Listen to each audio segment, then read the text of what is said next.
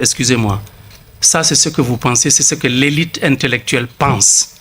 L'élite intellectuelle se trompe. La laïcité, c'est évacuer le divin de la gouvernance de la vie des gens. Vous l'avez dit, séparer l'État et l'Église, c'est quoi? L'Église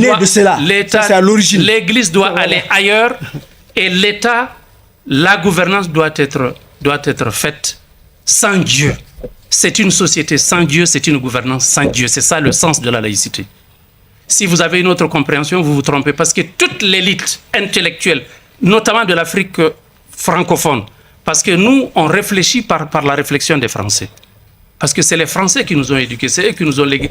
Du primaire, on a toujours pensé que la laïcité, c'est une vérité universelle, c'est un tabou qu'on ne touche pas, c'est quelque chose d'inaliénable et qui doit rester quelque chose qui ne change jamais. Oui. Alors que la laïcité, ce n'est pas ça. La laïcité est en train de nous détruire. La laïcité nous éloigne de Dieu. Et si on est loin de Dieu, c'est pourquoi j'ai dit au début qu'il y a un agenda mondial qui consiste à rendre séculier à tout désacraliser, à tout relativiser, à nous éloigner de toutes les valeurs absolues. Et nous sommes dans cet agenda. D'accord. Et si nous continuons à rester dans l'agenda, nous allons continuer, la destruction va se poursuivre. Oh. Diallo, voulez-vous nous proposer une alternative à la laïcité? Abdelrahmane, s'il vous plaît, il va répondre à la question. Non, la réponse, elle est très simple. Oui. On fait comme l'Angleterre. En Angleterre, il y a une religion d'État. On consulte les Maliens. Vous avez besoin quelle est votre religion d'État? On choisit notre religion d'État. D'accord. Et cette religion d'État nous permet d'assurer notre gouvernance, notre éducation, notre organisation sociale, etc. Et ça a été déjà fait. C'est pas quelque chose d'inédit. Dans nos empires précédents, il y a 4 siècles, 5 siècles, nos États qui étaient là étaient régis par l'islam. Allez-y, Chana, s'il te plaît.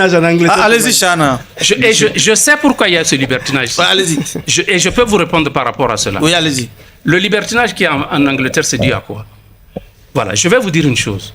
Depuis que le monde est monde, il y a toujours eu un combat entre les gens qui sont du côté de Dieu et les gens qui sont contre Dieu. C'est entre Satan et Dieu. Ça a toujours été comme ça. Et justement... Le manichéisme, ça a toujours été... Et qu'est-ce qui s'est passé? Les gens qui sont contre les prophètes, contre les missions des prophètes, ils ont continué à se battre. Et contre les religions. Et aujourd'hui, toutes les religions ont été vaincues, sauf l'islam. Je vous donne ça, c'est une information importante que je vous donne. Allez-y. Et qu'est-ce qui a fait que dès le premier round, entre l'athéisme et le christianisme, par exemple, le christianisme a été vaincu? Le premier round, c'était en 1789, pendant la Révolution française. C'est dû au fait que le christianisme avait déjà été son propre fossoyeur. Il y a 2 événements majeurs qui sont passés dans l'histoire de la chrétienté. Il y a le concile de Nicée, qui a eu lieu en 325, et le concile de Constantinople, qui a eu lieu en 381. Le premier concile, parce que la religion chrétienne, avant ces 2 conciles, était une religion monothéiste. Ces 2 conciles ont contribué, d'abord le premier concile, celui de Nicée, en 325, à transformer le monothéisme chrétien en une dualité. Parce qu'ils ont décrété, les évêques qui s'étaient réunis à la demande de l'empereur romain Constantin Ier, ils avaient décrété, il faut bien m'écouter parce que c'est important ces détails. Allez-y. Ils avaient décrété donc que désormais, Jésus, qui était considéré comme un prophète, devient une divinité. Ça s'est passé en 325. Et si vous allez, les informations sont là. La liste des évêques qui s'étaient réunis, leur liste, la biographie de tout est là. Les actes du colloque, tout c'est sur Internet. Vous pouvez les consulter. Et il y a eu ensuite, cela n'a pas suffi. Ça, c'est la dualité. En 381, il y a eu un 2e concile qui est le premier concile de Constantinople. Au cours de ce concile, qu'est-ce qui a été décidé? Il a été décidé que le Saint-Esprit devient également une divinité. Donc on a passé du monothéisme à la dualité et de la dualité à la Trinité. Et c'est ce que nous avons aujourd'hui. La Trinité, il y a des historiens qui vous disent que ça remonte encore à l'Égypte ancienne, à l'Égypte antique. Hein. La Trinité, ça existait depuis l'Égypte antique. La Trinité chrétienne. Mais la Trinité, on dit que c'est de là que la Trinité chrétienne même est venue.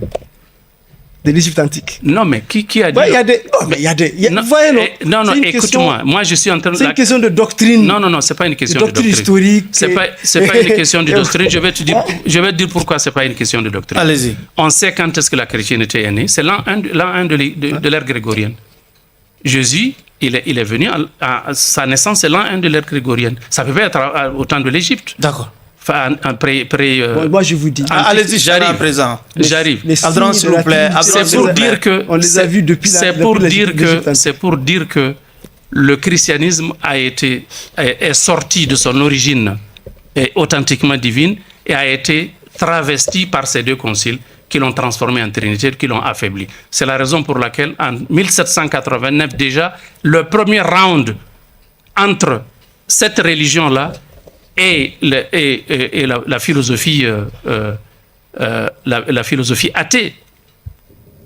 Ces philosophes athées, tous ces philosophes de lumière sont des philosophes athées. D'accord. C'est eux qui sont venus, c'est eux qui l'ont terrassé. Aujourd'hui, toutes les religions sur la planète ont été terrassées à l'exception de... Il n'y a que l'islam qui aujourd'hui le porte-étendard de la défense du rapport de l'être humain avec Dieu subhanahu wa ta'ala. Allez-y, Chana, s'il te plaît. Merci, monsieur. Donc, nous sommes dans cette configuration. C'est la raison pour laquelle il est important pour nous de rester du côté de Dieu. D'accord. Pour ne pas tomber dans les dérives que nous connaissons aujourd'hui. C'est qui est bien compris. Allez-y.